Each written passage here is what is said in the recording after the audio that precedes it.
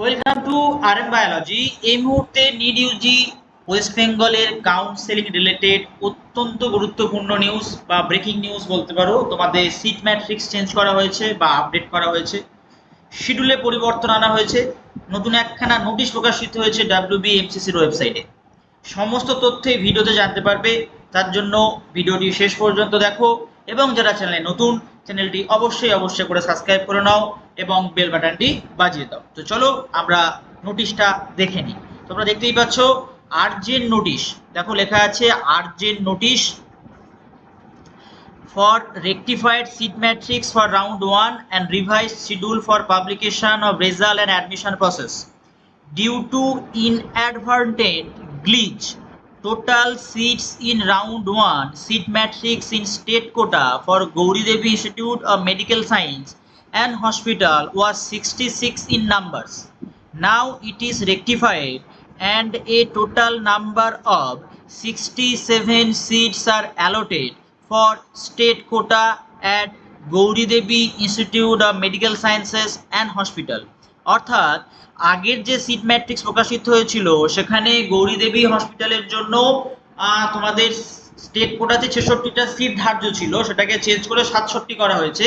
বাকি যে 119টা সিট সেটা ম্যানেজমেন্ট কোটা, এনআরআই কোটা জন্য 14টা, সেটা ইনট্যাক্ট আছে।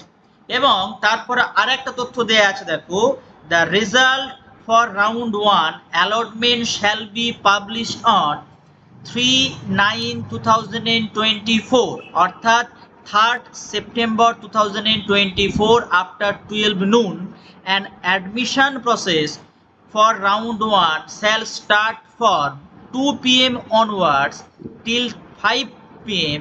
for all colleges on 3rd September 2024. Rest of the schedule will be remain same. অর্থাৎ আগের তোমাদের নোটিশ অনুযায়ী তোমাদের যে নোটিশ প্রকাশিত করা হয়েছিল, যে শিডিউল তোমাদের দেয়া হয়েছিল, সেই শিডিউল ওয়াইজ তোমাদের কিন্তু রেজাল্ট বেরোর কথা ছিল 2 তারিখ অর্থাৎ আগামীকাল।